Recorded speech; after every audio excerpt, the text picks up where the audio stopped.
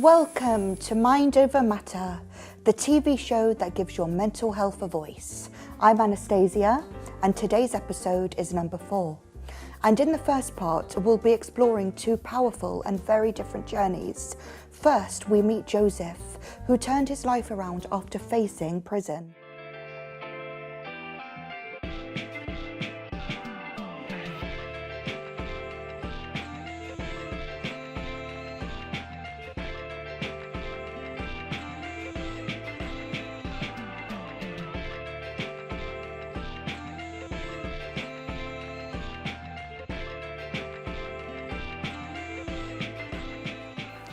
Hi and welcome back to Mind Over Matter, the TV show that gives your mental health a voice. My name is Daniela and today we're talking about choices, the kind that come with consequences you don't always see right away. Now, selling drugs can be seen as an easy route to fast money. For many, it's treated like a business with its own risks and returns. Across England and Wales, the impact is clear. As of December 2024, 463 people under 21 were in prison for drug offences. Today, our special guest, Joseph Squire, was 34 years old when he was arrested. He had run businesses, had talent in football, but chose what felt like the easier road at the time to money and success. However, now he's a business owner, an advocate for children, and someone determined to be the coach that he never had. Joseph, welcome to the show. Hi, how are you? I'm good, thank you. How are you? I'm good, thank you. Great intro, thank you. Well, it's lovely to meet you, and I'm honoured because I'm an advocate for children as well. So, Perfect. Please tell us your story. So it's where to start with it, but I think for me it starts at secondary school. I went to a predominantly white school. I didn't want to go to that school, but my mum wanted me to go to a specific school. It was a Catholic school. We wasn't Catholics, we were Christian. And I went to the school, some great friends there, and I think up on the surface things were good, but I had things going on in my family life at the time. And I put on a mask to mask these sort of things.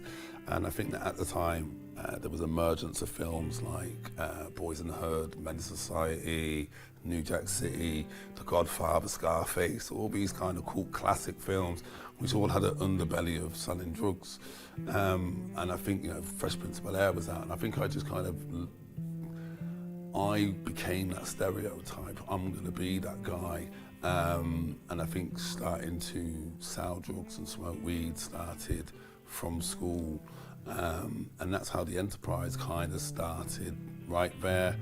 We just built and built and built. Everybody on the outside was almost doing that as well. I was quite talented at football, but because I was going off the rails in a different way, school wouldn't endorse me to go and play for Coventry City Schoolboys, which then made me rebel even more. Right.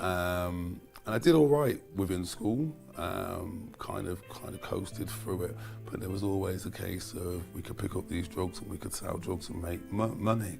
The making of the money became a business. Went into my late teens, into my early 20s. I thought that when I had my first son that I'd stop, but I didn't. Went racing on, did lots of jobs, managed to get a job within LinkedIn.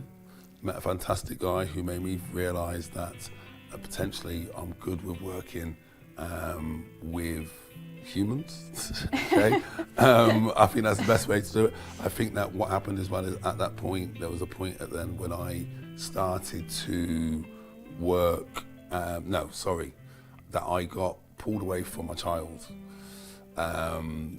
And a lot of work that I had helping in court at that point was really good. And then I had a chance job at working at a school as a TA. That brought something with it because school wasn't great for me, but becoming a TA made me realise that there's more to education than the curriculum. So did it give you another perspective from the other side in that sense? Completely new perspective, a new vision, a new just a whole new narrative or perception of what school is and how important it is. You learn so much at school, forget about the curriculum and the maths, English, but it's just a melting pot of just where you learn about life, about hierarchy, about need, about, wanting to, put in work goods, of how you dress, of pride you have within women like yourself. And it made me really just think, actually, I want to do this all of the time. So I went back to university, got my diploma in coaching and mentoring. Amazing. And I think it's the first Friday of my second summer holidays was when I got arrested. So I still had one piece of coursework to hand in. Oh gosh. Honestly, so I had to do that from behind prison walls. Oh gosh. And didn't even know if I'd passed my diploma until 2.5 years later, until I got released. Honestly, My that is the goodness. truth. But yeah, going to jail made me realise that there's way more to life. I think it was day 5 I realised I was done with selling drugs. And so I've got some questions now. Why is it so hard for youth in disadvantaged areas to see alternatives? Why is it so hard for them? I think with the emergence of pop culture, you see things that you want. Yeah. Maternal things, no, that's not the word, I can't think of the word. But you see these are all these things that you want, and you want them now. You don't want to wait 3 years or 4 years for it, so you want it now. So Do you think social media has changed that? I think social media's added to the pop culture as well. I think, but you want it now. Everybody wants it now. So it's easier, you can get a job where you earn £500 a week, or you can go and do something where you might earn £2,000 a week or £3,000 a week, where these things then become obtainable. And it's about lifestyle and maybe status. Hierarchy as well. If you're earning more money, you sit higher at the top of the tree. Yeah. Well, I think you're very inspiring, and there's a We Are Here For You programme, so please tell me about that and what it's designed to achieve. So We're Here For You is my company. I created it because I was working with kids that are in care and seen that they were lacking something. I didn't know what they were lacking, but they were lacking something. A lot of it was emotional, some of it was attachment, some of it was educational, some of it was, to deal with sex and intimacy. Some of it was about building relationships, and I just knew there was something. So I just started to ask all these kids in care loads of questions, brought a laptop, started just throwing things down on this laptop, and come up with 12 workshops. Amazing. That we go into school and we help to build the resilience for life. Its purpose is to create life learners, to make kids become curious, stay curious, keep asking the why, keep asking the what, and don't be scared to learn. Because I think that a lot of kids now think that because they've watched a reel, or they've watched a TikTok clip, that they're educated. Do you know what I mean? I watched 20 seconds of something and now I understand it. No, you don't. You've just, somebody's introduced you to something, and now you need to go and do more digging, more in-depth work. Because we had a discussion before this show, didn't we? And yes. You were saying, and I was really shocked by this, that lots of children who are in care, they are less resilient, and I would have thought it was the opposite. Yes. Yeah. But I think it comes from not having stability behind, and thinking that they're happy to do this all by themselves. And I think that there's a beautiful thing in life where I think that as an old person, I stay young by listening to the young kids and understanding what's going on in their life, and they bring new trends to me and I have to adopt that. And young kids adopt wise heads on young shoulders when they're listening to people that have lived. Do you know what I mean? And that's how they gain that wisdom, and that's how I really think that young people excel if they do that. So I think that it works hand in hand, but I think that a lot of young kids in care, to go back to your point, feel that they know it all. And that's where the lack of resilience happens, because they want to be big, and then when adult situations happen to them, they don't know how to handle it. And so, I mean, you've got lots of wisdom now. So if you could offer one piece of advice to someone who's maybe thinking about dabbling in drugs, selling drugs, or is already doing it, what piece of advice would you give them? Don't do it. There's 6 million ways to die, is what they say. So I also think there's 6 million ways to earn £1. Some of the most, I'm trying to think, sorry. So some of the most biggest pioneers that I know in my life have got to where they have to, and they haven't sold a gram. Do you know what I mean? They've never sold drugs. So you can do that as well. And I just feel that, like, you know, life is too short to pigeonhole yourself to do one thing.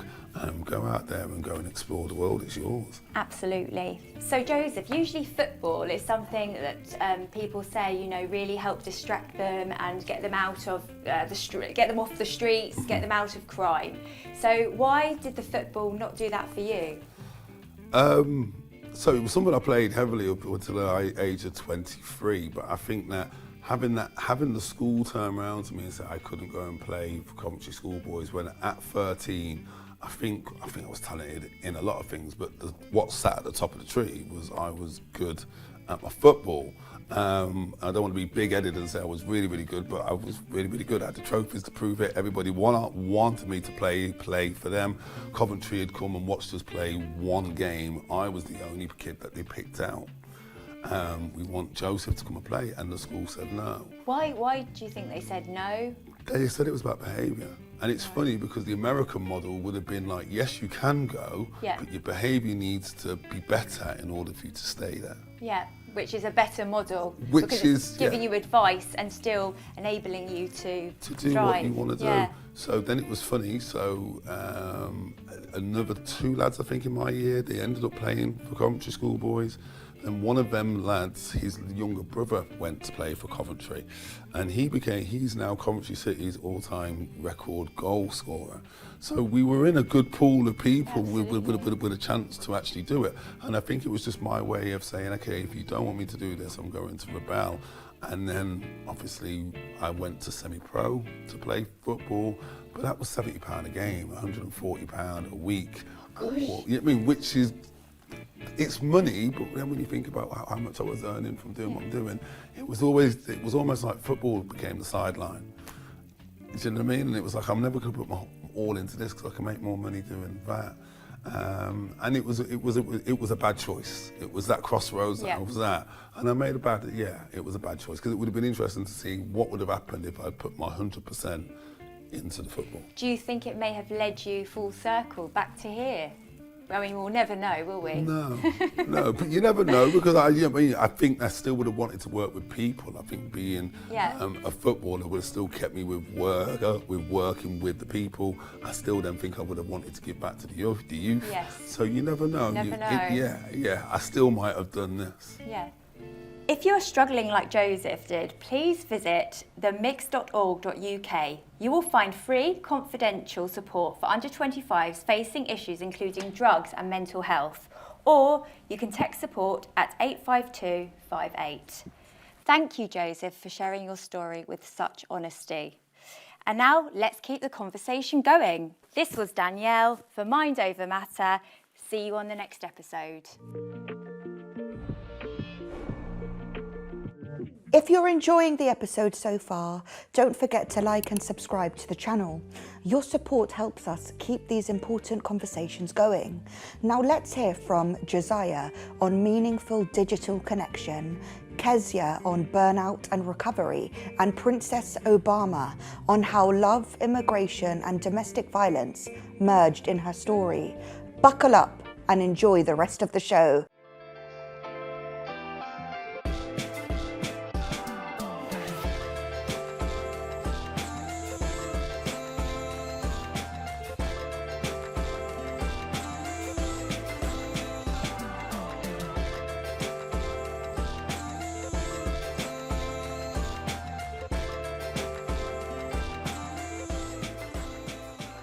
Hi and welcome back if you've been here before. For those that are here for the very first time, welcome to Mind Over Matter, the TV show that gives your mental health a voice. I'm Denny. Today we'll be discussing social media. Social media is often blamed for disconnection, distraction, and mental health decline, and for good reason. But what if the real story isn't that simple? According to Ofcom's 2023 report, over 90% of young adults in the UK use social media on a daily basis, yet many say they feel more isolated than connected. Still, the same platforms can offer safe spaces, educational resources, and many ways to connect for those who struggle with in-person interaction. Today we have a lovely guest, Josiah, to share his honest perspective, how he sees both the risks and the opportunities in the online world. Josiah, welcome. Thank you. So, what do you think about the online connections? Do they actually add value to your life, or are they a distraction? So, as of now, there are online connections that actually add to my life, and those people in my life I have the intent of meeting one day, because I enjoy them and I enjoy, speaking to them and having their presence around me. However, some online interactions aren't so beneficial. We have people like trolls, bots, burner accounts, just coming to ruin people's days and lives, people who are quite negative. And so there must be a way that we can carve for ourselves to just take a break from it all. Yeah, okay, that's interesting. So what are the boundaries that you've put in place to help control your busy life? So sometimes at home, Okay. I turn off my phone, and there may be a case where I just put it outside of my room because it is really distracting when I need to actually focus on what I'm doing. The phone will go off sometimes when I'm studying, making music, Okay. and it's a thing of I will be on the phone scrolling, getting an influx of dopamine in the brain, but I'm wasting time. Yeah. And it's like, oh shoot, I need to actually focus. But I'm just scrolling. So it's time that we be more aware. Yeah. And I accept that sometimes you go on the phone, we're talking to people and we might get a laugh out of social media, but at the same time, we need to focus on what we need to do rather than just being stuck to the phone, because we ourselves will not benefit from this. Okay, so how would you say it's changed you emotionally and mentally? I can see behaviors in which that when someone's on the phone, for me example, they're disconnected from interactions that go on around them. So if I, for example, I'm speaking to someone but I'm on my phone, or I just come off my phone, I'm not going to be as expressive as I can be because my attention span has shifted for the phone. Okay. So it's not going to be easy to,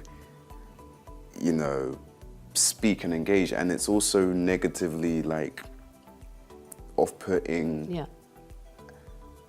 I mean, emotionally off-putting when you figured out how much, time you've wasted on the phone, not doing anything productive. Okay. I do believe, however, that social media can be used as a tool, a means of going forward in life, a means for gaining new skills, for developing your skills, for building meaningful relationships, as of what I've been trying to do. And but it's also about finding that discipline in how to build those relationships and how to manage my time wisely. Yes. So, That's interesting. So when did you put that in place for yourself? when did you change the way you view social media? Did something actually happen for you to make that change? So this was recently, this was like a few months before. And I do remember one time I went to work and I felt a bit free because my phone was at home and I went to work without my phone. Oh, wow. And it's like, when I put this in place, it's like, it's actually given me more freedom to go forward rather than just scrolling and scrolling. But when I'm talking to people, as I build relationships with people, I go forward with them because I like my relationships. So how do you use the online space to develop new skills? How do you do that? For example, I am learning a new language. Oh, wonderful. So I will watch videos on that language. I will repeat what I hear in hopes of using it in conversation one day. What is the language, by the way? It's Japanese. Oh, okay. Wow. So I do listen to it. I listen to people speaking it, podcasts, people playing games while speaking it, in hopes that I can mimic what I hear. And I do go out and try and find people of Japanese background and try to speak to them because I know that's what helps my language and I know my language building. And I know that learning a language actually helps your brain. Yes. It opens up your mind and it helps you remember more things. And Okay, so do you find that the online space is empowering for communication? I guess so, because with people who speak online, it's comforting for them to express who they are whilst in a safe environment, such as at home. Okay. And there are some people who don't like online interaction. Yes. And there are some who do. So when you speak to people who are more comfortable at first with just speaking online, and they are like explaining to you that they would rather speak for a few days, weeks first, and they want you to understand that, you have to then acknowledge that, like, oh, I'm not gonna be able to see this person for a while. And it's like, when you do get into that situation, you have to decipher, do I really want to spend this time talking to this person? But in that time, they could feel secure in speaking to you because they believe that it's safe and best for them. So a question, prior to coming on air, you did mention that you feel that parents don't understand what's going on and what's happening online. What do you wish the older generation knew about social media? A lot of people say this, and I will say the same thing. We cannot let our children be raised by social media or very powerful statement. By some means have them spend a lot of time on it because it's not really beneficial in the long term. With majority of what's being seen on social media, we could do a bit without it. Yes. We can actually do a bit without it. So it's a fig of, this is not good for my eyes and this is not good for my ears. So why would it be good for my children's ears, eyes as well?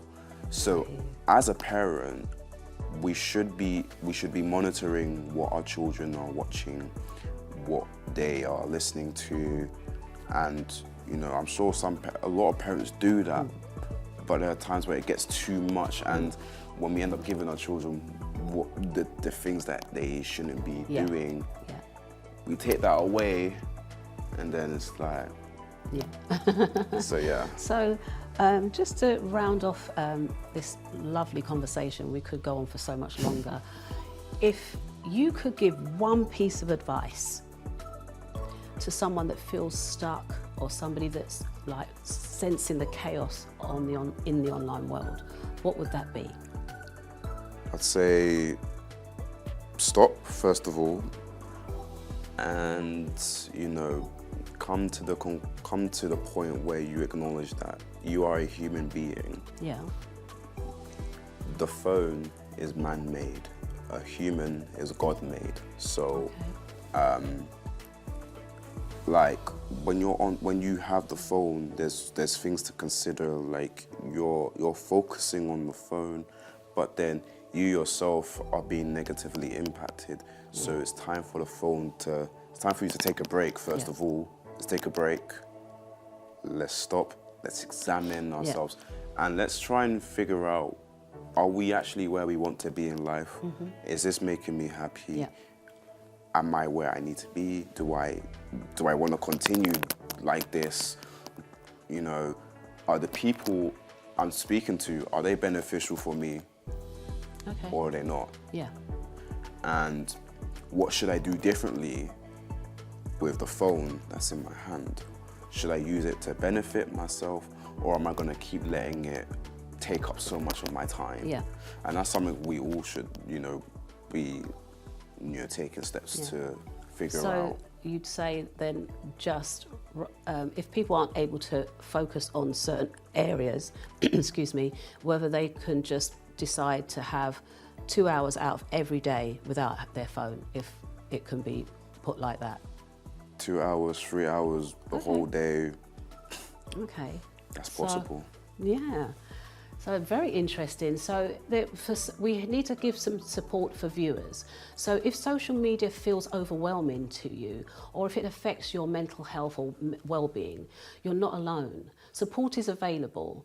Mind, which is www.mind.org.uk, and the Samaritans you can call 116 123. Thank you so much, Josiah, for sharing your insights on this matter. It was a pleasure talking to you. And now let's keep the conversation going with our next guest. So stay tuned for more interesting and exciting topics.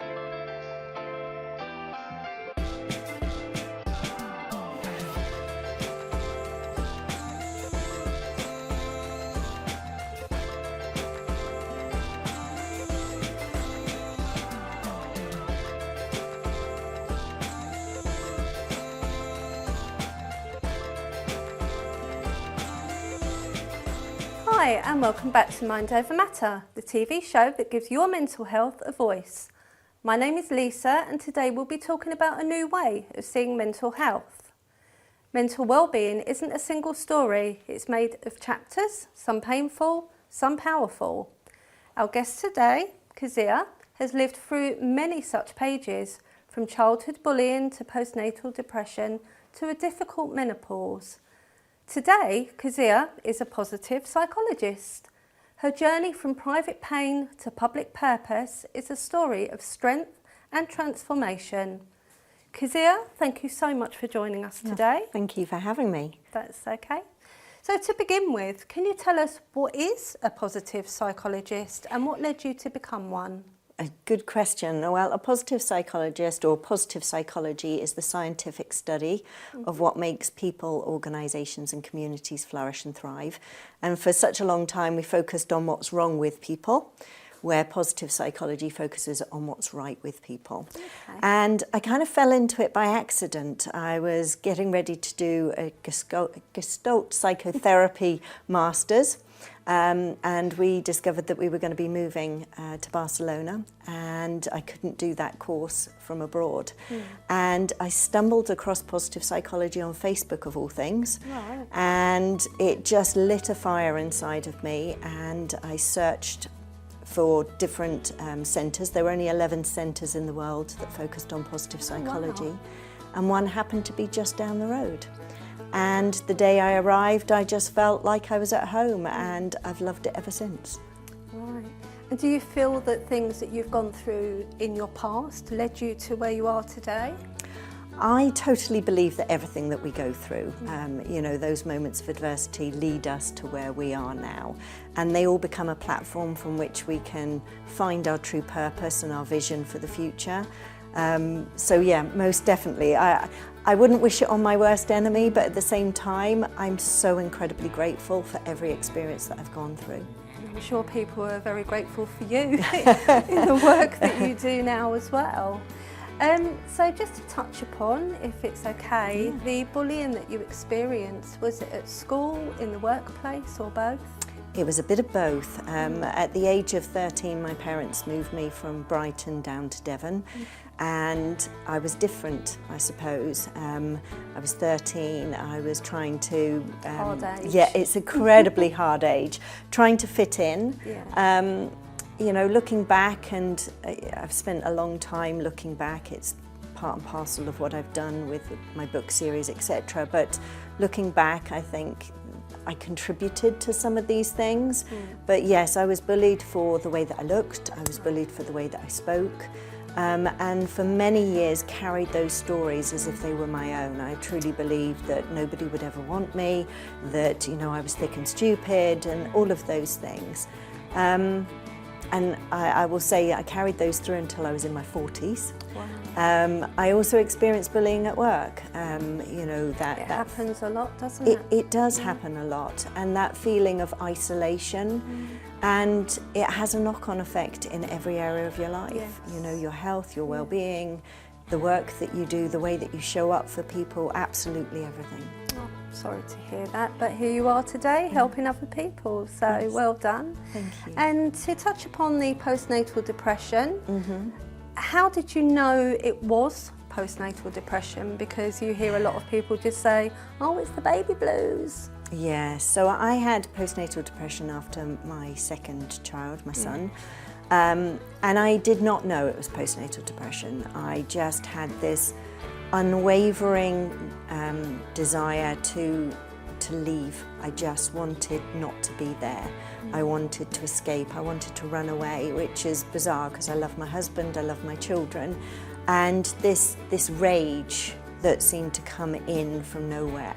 And you know, kind of the pinnacle moment was, I remember both my children were in bed and I was walking up the stairs and I could hear this noise, and it was a guttural scream. It sounded like an animal was in the house and it was being torn from limb to limb. And as I got to the top of the stairs, I saw my little girl, and she was just, you know, crying, looking at me, and I realized that it was me. It was me that was screaming at the top of my lungs. And I remember thinking, what on earth has just gone on? And it kind of came into alignment that I knew that I'd had postnatal depression when a male friend of ours said, if you don't mind me saying, I think you suffered with postnatal depression. And it was like the light bulb went on. And I was like, yes, most definitely. That's exactly what I struggled with. But it was interesting because it was like my whole world needed to come apart for me to find my true purpose. Yeah. Did you take medication? Or? No, because I didn't know that I was going through it until I was kind of almost on the out of it. You know, I'd gone through that period where they ask about postnatal depression, which tends to be in your kind of early checks. But if you don't know what it is or what you're going to experience, you can't really say yes or no, can you? And I wasn't depressed. I was angry and I wanted to run away. So for me, the two didn't correlate at all in any way, shape or form. But again, I wouldn't wish it on my worst enemy, but I'm incredibly grateful for the experience that I went through. Yeah, because it is actually a psychiatric disorder, and I believe 1 in 4 or 5 people do suffer from it, so, you know, it isn't rare. No. And it's good if we can actually encourage people to recognise the symptoms, to get help, because obviously, you know, some people do suffer for a long time and can have some devastating consequences. So we need to look out for other people as well that have just had babies as well. Definitely, and before having babies, because you can have kind of postnatal depression before you actually even have your baby. Yeah. So Kezia, with the positive psychology, can you tell us a little bit more about the tools that you use, just a little bit more about the work so people have a better understanding? Yes, of course. So one of the things that we did, and probably based on a lot of my experiences, we actually created a tool called Positive Impact Mapping, because being bullied, both in the workplace and also at school, that isolation is huge. You know, you feel like you're alone, you feel like nobody understands. And I was interested in what impact do things like that have in the workplace. Yeah. So we created Positive Impact Mapping, which really maps the relational energy that happens between individuals.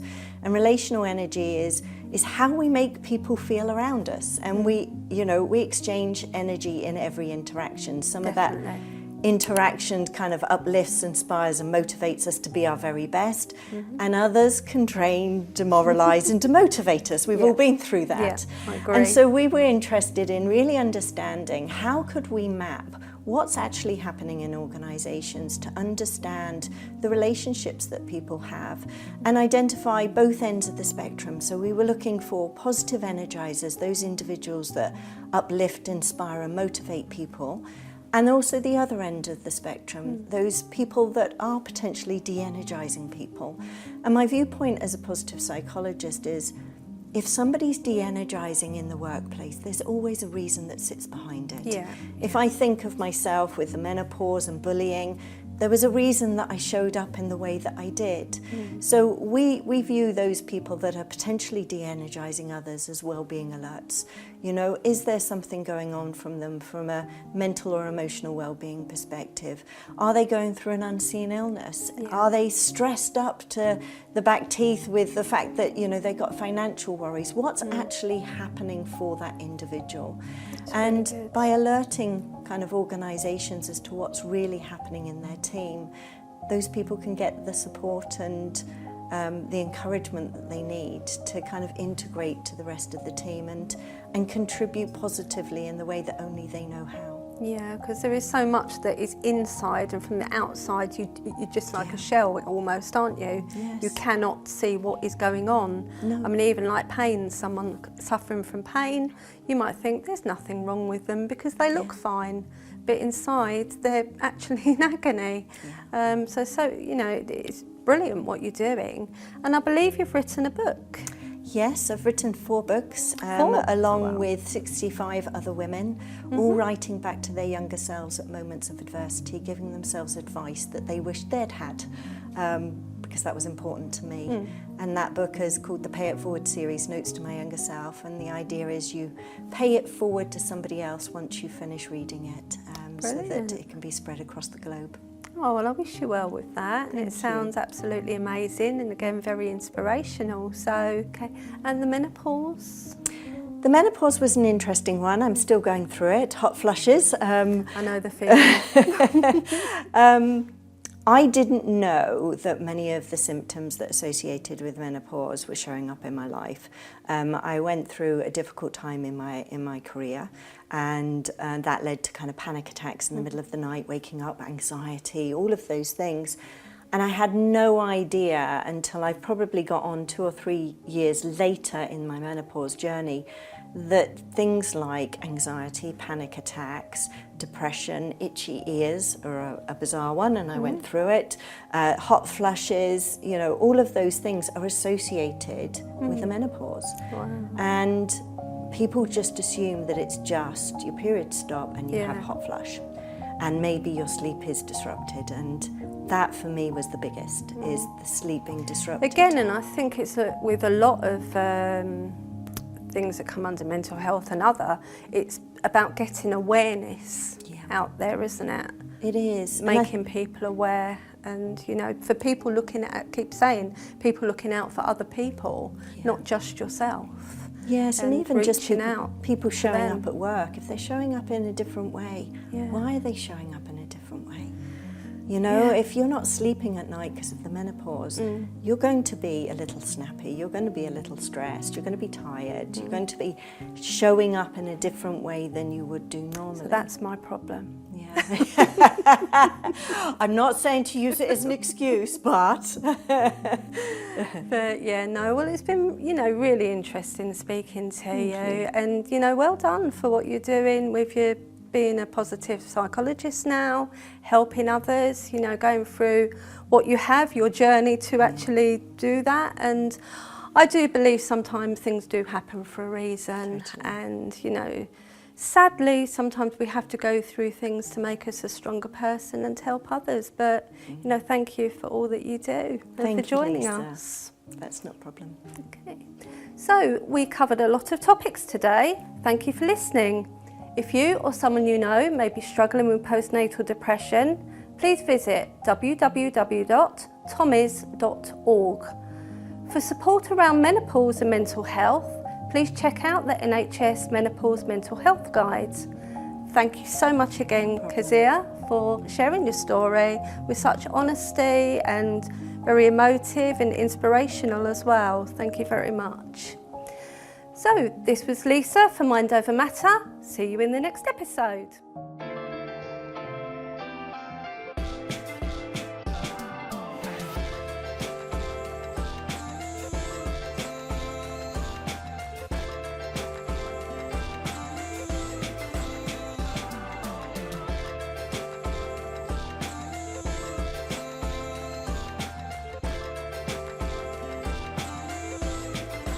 Welcome back to Mind Over Matter, and today on our show we have Lisa from Muddy Paws Crime.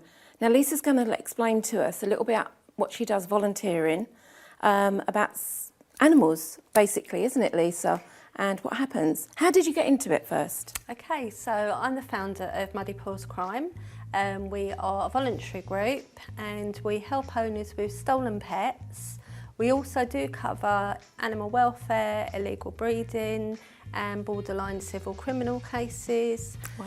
We liaise with police, RSPCA, authorities. Oh. But the main reason for speaking about Muddy Paws Crime today here is obviously mental health. The mental health impact it has on owners is detrimental. It's just, you know, unbelievable. But going back to how Muddy Paws Crime formed, I initially actually wanted to do a pet theft production. I belong to a lot of different lost and stolen dog groups. I saw it increasing. It was just, you know, post after post after post. So I thought about the pet theft production. I put a call out for stolen pet owners. At the time it was dog owners, but now we do actually cover cats. We've done ponies, horses, you know, different types of animals as well. But back then it was predominantly dogs. Inundated, of course, with loads of owners. And a lady that's still in my team today, Karen Field, she was helping an owner whose dog had been stolen. It wasn't a straightforward case, but nonetheless, her dog had been stolen, it was microchipped. The police knew where the dog was, but they said it was a civil matter. She was left, basically, the police had been rude to her. The dog group that was helping her at the time wasn't going to help anymore because police had said civil. And this lady was almost suicidal. She was beside herself, worrying about her dog. And I thought, you know, I'd never done it before, but I thought, that can't be right. So I got all the facts and I said, look, I'll try and contact the police, which I did. And they more or less told me to go away. And I thought, no. So I took it to complaints, police complaints. And again, they wouldn't budge. So I took it to the Police Crime Commissioner, which is the next step up from professional standards, police complaints.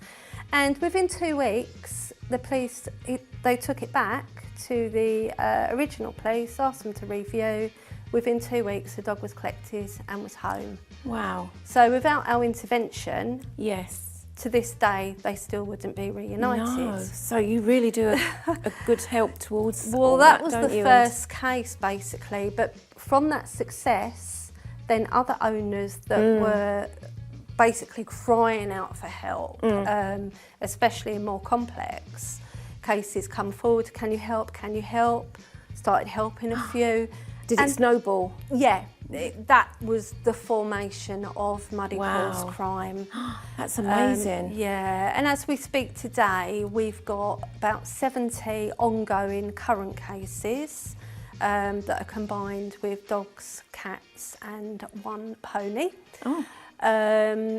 Our work consists of doing specific Facebook groups for the stolen pets, social media campaigns, but the main support these owners need is the emotional impact, mental health. Yeah, because it's just like grieving, isn't it? Yes. We think so much of our animals, especially after COVID times. Yeah. There was lots of people that... Well, they're family. You know, it's like losing a Yeah. family member. And I always say it's worse not knowing where your pet is Can you imagine? than actually a pet passing away, and that is bad enough, Yes. believe me, because I lost my Leo in Yeah. April and he was my world and my That's heart's right. broken. Yeah, I remember you saying. But to not know where your pet is, if it's alive, what's Exactly. happening daily, the emotional impact on the owner and the extended family, because the pet is part of the family, is horrendous. And there's no help out there. No. There's just no help out for these owners. So do you go and visit, or do you... Is We it just don't. done... So we cover the whole of the UK and Ireland, so that would be Wow. impossible to do Yeah. personal visits as much So as I... is that how much it's grown since you started it? Yes, yeah. So we started with the UK and now we cover the whole of Ireland because there's so much, you know, that goes on over there as well. But we're there to support the owners, you know, until hopefully the pet is reunited. Sadly, That's a wonderful job you're doing. yeah, sadly some pets, you know, it comes back and they are found deceased. Yeah. But we're still there, you know, And you to give the help. support. Yeah, yeah. And we've got a contact, a lovely lady who runs a Scottish pet bereavement counselling service. Right. So we can refer people to her if need be. But we offer that emotional support daily. We're there for the owners whenever they That's need wonderful. us. And, you know, as a team, we're only a very small team, but we're a strong team. Yeah. And we get impacted Yes. emotionally as well. Yeah. I literally have a box of tissues Oh next my to me every goodness, day. I can imagine. Yeah, it must be quite emotional. Yeah, but that's nothing compared to what these owners are going through. So that pushes you. Yes. Put yourself in their shoes, how you would need Yes. help and support. That's why we do Oh, it. that's So, fantastic, yeah. Lisa, what you're doing. So what advice would you give if somebody has lost their dog, like now, at this moment? Would you so- say just... Well, we've get in touch? actually just done a website which you can find at www.muddypawscrimeukisland.com. On there it has lots of different tabs. It's got all of our current cases. The dog's missing, the cat's missing. Please remember though, we are a stolen pet group. If your dog or cat is just missing, there are ground teams. If you can't find a ground team, come to us and we'll refer you to one. But if your pet has been stolen, we can help quickly. Lots of useful information on our website Yeah. if your pet goes missing or if you have a stolen pet. Okay. So it's best to have a look at that, and lots of different information about different things on there. And that's Muddy Paws Crime. Yep, so we're Muddy Paws Crime on Facebook. We have a page, and the website, as I say, is www.muddypawscrimeukisland.com.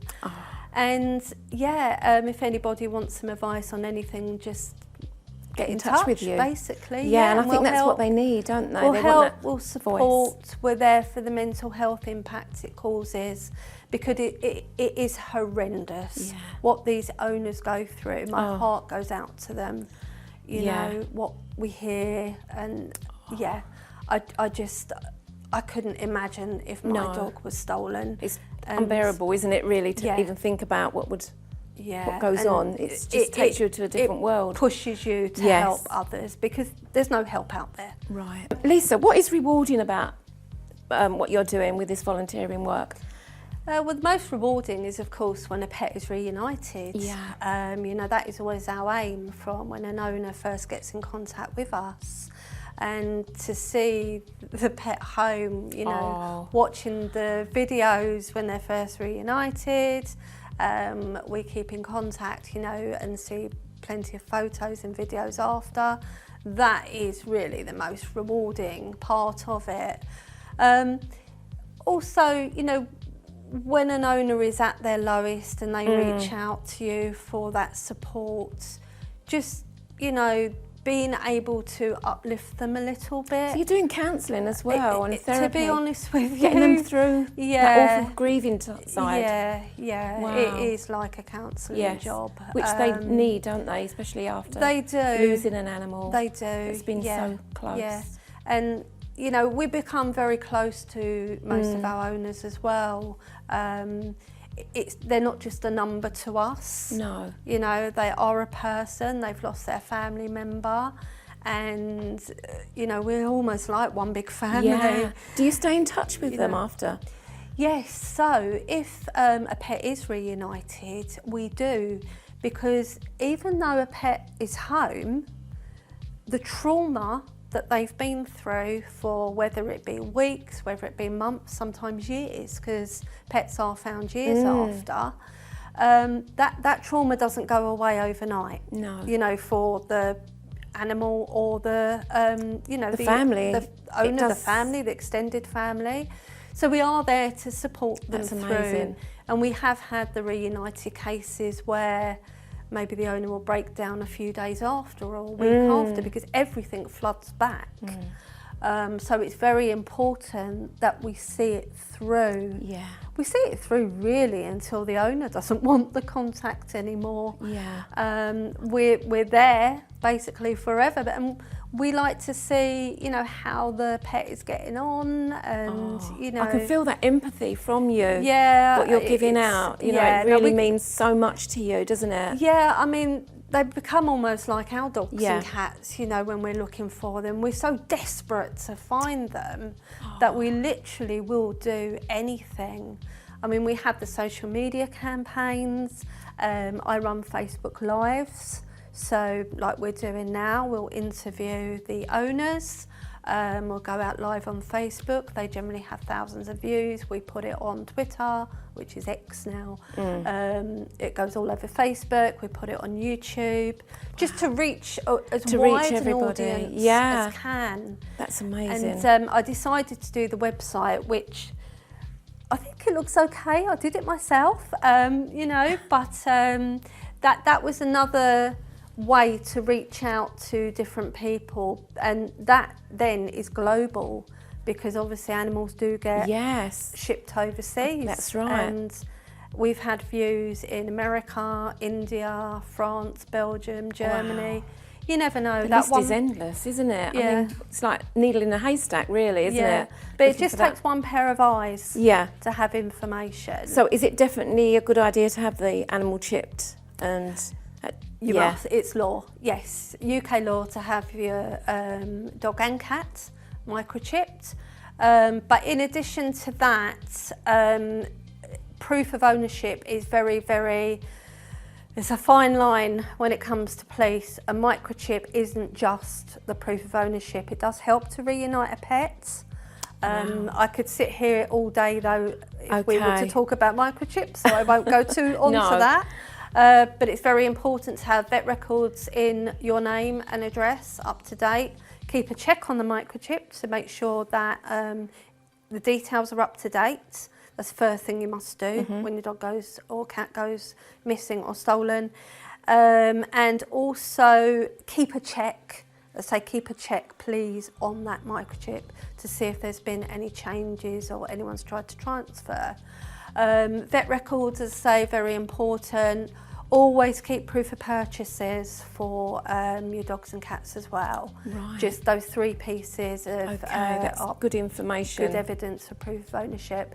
But there's so much that I could talk about, and there's such a short time. I know. But most information is on the website, and if anyone wants to know anything specific, then to reach you can out get in touch, and I will, you know, reply to anybody at any time. Oh, well, that's lovely, Lisa, to have you on here explaining all Thank about you. Muddy Paws Crime. Thank you. Yeah, so that's Lisa's story, Muddy Paws Crime, if anyone's interested in that. So I'm Angela, and I think we're going to go on to another series now of Mind Over Matter.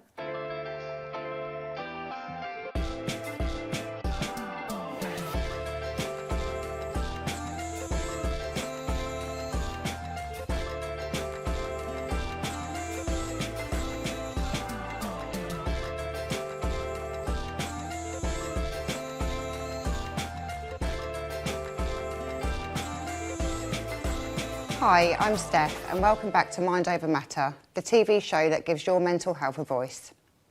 Today we'll be talking to our guest Princess, who has a story to share about love and violence. Imagine you've met your partner abroad and you think you're going to bring him over to start a better life together, only to find out that you've been trapped in a cycle of abuse. Princess, welcome to the show today and thank you for sharing your story with us and being so honest. So let's talk about some boundaries that have you got any boundaries in place now that you wouldn't have had in the past that may sort of help you recognise, I don't know, signs of abuse or things like that in the future? I do at the moment right now. I just feel like if you're dating right now, the first signs you need to look out for, there's a lot of red flags that you need to look out for. Like, you've been with somebody and every minute you could be like, it's a problem. When every time the tiny bit of stuff, it causes a problem. Would that be things like going out with your friends or family? Was it quite isolating for you in that sort of sense? Well, in certain aspect it was, and certain aspect it wasn't. Because me and him used to go out to shows. We used to models and shows. Do background roles and stuff like that. So when we go out, it's like watching me like a yak. It's just constantly accusation. Yeah. And when they start to keep on accusing me, that's when you know they doing something. So because they doing the cheating, right, they think you are doing it too. Yes, so it's a bit of mind play, isn't it? Yes. Yeah, absolutely. And so for viewers in similar situations as to yourself, what would you kind of say to them if they were thinking about maybe sponsoring a partner from somewhere abroad? I would have told them to do the research. You know, find out more about the person before they actually go into anything serious. Yeah. Talk to the kids and see what they think about the partners. Yeah. And just do not rush into anything. Absolutely. Get to know him a bit. Yeah. Because I didn't really get to know my partner like that. I rushed into it. Yeah. You know what I mean? So I would have told people, you go to abroad, it's not love. It's called holiday romance, but that fade away quickly. Yeah. So it's quite difficult, I would say, for someone who's in a situation that may feel trapped and unsafe right now. So what would you say is the first step for them to take today, even if they can't leave that relationship? always have somebody you can talk to. Yeah, someone to confide in. Someone to confide in. Always make a plans how you feel like you would escape and take important documents, I would say. Yeah, it's quite fascinating to think that, you know, did you go abroad and you met your partner? So, yeah. Must be very sort of difficult to kind of, you have this vision in your head of what it's going to be like together and then it's completely different. How do you sort of move forward and heal from that? Slowly but surely. I think when I move away, and my last straw was when he was accusing me in the event in front of everybody. And we leave the event and it was still a problem. Right. That's the time I kind of take the urge and says, you know what? Don't let me come back and see you in the house. Yeah. You need to go. And I just kick him out. And so that was that's it. And Yeah. that was it. Never look back. Yeah. So did you have any contact with him after that? I didn't have any contact. He tried getting contact over and over and over again, but I wasn't having any at all. Sure. So you would feel, are you more resilient and stronger now as a person because of what you've been through? Yeah, I absolutely. am, definitely. Absolutely. So thank you so much for sharing your story. I just had one more last question, which was, what does safety first mean to you? Safety mean a lot. Sometimes you kind of go through stuff and you don't look at it as anything. You think that it's normal. Yeah. But in the end, it's not normal. No. And you always have to think about your safety, the kids' safety, before you think about anybody else. Absolutely. I could have come out ages ago and talk about it. But because of I'm protecting me, I'm protecting my kids. Absolutely. And this is how I did not come out. But now I feel like I'm strong enough. Yeah. And the time is right to do so. To share your story and hopefully help other people in your situation learn, you know, red flags like we were talking about, things like that, and just things to look out for. Absolutely. Definitely. Thank you so much for sharing your story today, Princess, and I really do hope that this has, you know, helped someone out there also going through the same thing. So thank you. I just want to say, people, you guys go on holiday to enjoy yourself. Enjoy yourself. You don't need a relationship. You got your kids. You got your family. That's all you need. Yeah. You get to know the person before you actually think about marriage and rush into anything and bring them over and your own expenses. You know, big commitment. Don't worth it. Thank you so much. If any of you out there or someone you know is dealing with a domestic abuse relationship, there is some confidential helplines that you can speak to, and they are open 24/7, and that is the Refuge helpline, which you can see the number on the screen now. Thank you so much, Princess, again for sharing your story with such honesty as well, and it was a real pleasure talking to you today. You too. So that was the last story on our show today. So thank you for staying in tune, and we hope to see you on the next episode. Thanks. Bye.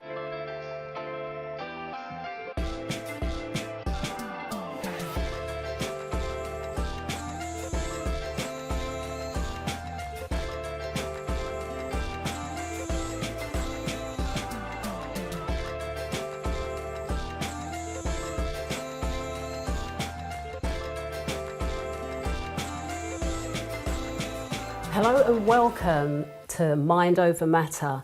If you've been here before and if it's your first time, welcome to our show, the TV show that brings a voice to your mental health. So I would like to welcome you all, Joe, Steph and Daniela. I think it's an interesting topic to talk about adversities, what you've been through in life. Have you got any stories that you've been through that have really tested you, and how have they impacted you, or how have you come out of that? I think the one that springs to mind for me at the minute is having to fight for 10 years to see one of my children. Okay. It was a massive setback in like my life over the time, and I think without people behind me guiding me through that moment, I wouldn't have been able to get through it. It's really hard as a human being when you're sat in court, let's say, and people are coming at your character, are really trying to say things that are putting you down, and you're trying to not get into a backwards and forwards of a fight, but you're trying to stay strong and say, I'm here just to see my son. I'm not trying to defend that, and I'm not trying to throw shade at somebody else, just trying to keep it whole. And I think that whole point in my life brought me to want to work with humans rather than working machineries and factories and that, but actually want to work with humans and know that how humans can build each other up. I think that was really, really poignant for me. And that's, I think that was the moment for me that I realised that's really interesting. That you need that adversity. Where did that help come from? Where did that help come from? Was it came from friends, family, partner, It came from a fantastic group called Families Need Fathers.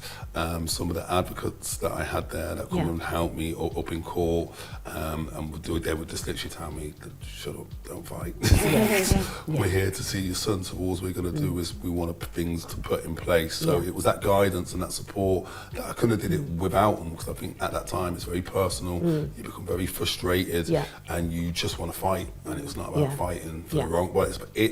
It is about fighting, but it's about fighting for the right reasons. Of course, of course. So you found that it questioned your character and your mindset, or both together, or both? Yeah, just everything. Just like, it questioned my life. Do you know what I mean? Within the, I know I've just made light of it. It wasn't funny at the time. But it did. It tested my resolve, my character, my resilience. It made me just realise, like, what are we doing here? And is this what happens? Do men actually have to fight to see their children? What is this? Yeah, it's not fair, is it? No.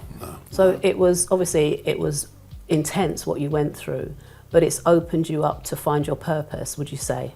100%. I think that moment there, with the way that certain men helped me and support me, made me realise that this is what I would like to do in a different context, but I would definitely like to do that. And I was talking just the other day about maybe becoming a Mackenzie friend and going back into that space to help other fathers to get through that, because it's still going on to this day. That's really good. Of course, yeah. I'm going to just switch to Daniela this side, so I'll come back to you, Steph. Daniela, what's your story? Tell me what you've been through. I've been listening to you, and I've been thinking, what was the moment that was pivotal for me? But I think from a very young age, I lost my dad to suicide when I was 4. And thank you. And when I was 15, my best friend passed away. So I think it's always instilled in me, a notion that life is too short, and if you're not happy, move. You're not a tree. If something in your life isn't working, change it. Of course. And so I had been a teacher in a school, and before that I had been an assistant buyer, and I thought, buying's not for me. I want to, well, it is in my personal life, but it's not for me as a career. I want to work with children. So I was a teacher, and then I started a business in my kitchen as a tutor. Oh, wow. And that was, it made me realise my potential. That was really pivotal. But I think because of what had happened in my early years, it made me think, right, just go for it. And I've got this kind of resilience about me where I don't mind looking stupid. I don't mind looking like a failure. I felt embarrassed. I felt, shame so many times in my life that I've got a resilience about it. So the worst thing that can happen is that it can fail. So I did that, and I tutored with my newborn baby with me, and parents still came to me and they loved it. And so that made me realise my potential, and that there's so much more out of the box that we create for ourselves in life. We limit ourselves, and there's so many other possibilities. That's really, really amazing story. Is there a specific age group that you tutor? Primary. They're so lovely, and I love the older ones as well, but primary is, I was a primary school teacher before that, so they're just so lovely. It's led on to you doing this. So. Yeah, absolutely. Okay. And that's what you do full time now? Well, that happened in my life, but I'm doing something else now, so I've gone into pageantry. Oh. It's evolved. I entered a pageant just to see what it was like, and there was injustice in that pageant in another category for the older women. Yeah. So now I've got my own pageant called Miss Britannia. So I'm doing, but I still work with children as well, giving them confidence. It's not like your stereotypical pageant. So it's about confidence for everyone and empowerment. Yeah, so I see that. So through tutoring, you give the children confidence, and that confidence they can take on to move on in life, to choose what they want to do. Absolutely. And achieve. Yeah, absolutely. That's lovely. Thank you for sharing that, Daniela. Sorry, Steph. Hello. And you, hello. So what's your story? So listening to Joseph and Daniela, actually, it's quite funny, because thinking about something that I would like to do in life, I've always put myself down. Yes. So I've never really fully pushed myself to my full potential. So it'd be nice to finally let go of these barriers that I'm holding up in my own head, because I'm the only one that's telling myself I can't do something. So I think for me, I'm still in that sort of before stage, if Yeah. that makes sense. Yes. So I just need to keep doing what I'm doing, pushing myself to do things that I enjoy doing, creative things, you know, music videos, things like that, things that get my creative side out of me, so I can kind of let my personality out, I guess. So I'm just trying to find my way, I suppose, at this moment. So what are the things that you believe have impacted you in the sense that you put yourself down? Is it childhood trauma? Is it a relationship? What is it that sparked you to... I would say I've always suffered with low self-esteem. Okay. And I think growing up without a father in my family had a major impact on me. Yeah. Because I think when you're a child, you always think, well, why hasn't my dad come to watch this? Or why haven't I got, you know, that sort of what everyone else has got? Yeah. So I think my relationship with my father has had a major impact on, especially being a girl. I think quite a lot of women would love to have that daddy figure, someone look after them, that sort of thing. And I think once you have this sort of mindset of, well, if my own dad didn't want me, then who else is going to? Yeah. So I think it's getting over those sorts of thoughts, trains of thoughts that you kind of go through growing up, and you have to kind of deal with them really. But I don't have a relationship with my dad for a reason, so he's not very good for me to have in my life, so it's just better off that way, and it's just something that I need to move forward and work with really. Okay. So, So if I just put it out there that if you can give one word or sentence of encouragement for people out there that are going through what you've gone through, what would you say, Joe? Forward movements only. You have to Forward look movements. forward. Yeah, you have to look forward, move forward, but think of what's happened up in the past, but don't let it hold you back. Just go forward. So forward thinking, we'd say, yeah? Yeah. And you? I would say just keep pushing yourself outside of the norm, Okay, because so forward, just push pushing, yourself out of what you would be comfortable doing, basically. Okay. And yourself, Daniela? I would say that the happy times don't last forever, so really savour them and enjoy them. And also, when you're going through a terrible time, just know it's not going to last forever as well, and it will get better. Okay, that's wonderful. Thank you for joining us today on our discussion with the panel on the Mind Over Matter show. It'll be lovely to see you on the next episode, so stay tuned for lots more interesting, exciting topics. Thank you. I'm Denny. So that's it for today's episode of Mind Over Matter. Thank you for watching and being part of these powerful conversations. If any of these stories resonated with you, please don't forget to like and subscribe and visit our website to check out the official Mind Over Matter merchandise. You can also follow us on Instagram and Facebook. And don't forget, you can catch the show every Wednesday at 6:30 p.m. on LG, Amazon Fire, E360, Roku and Apple TV. Mind Over Matter, the show that gives your mental health a voice. Thank you.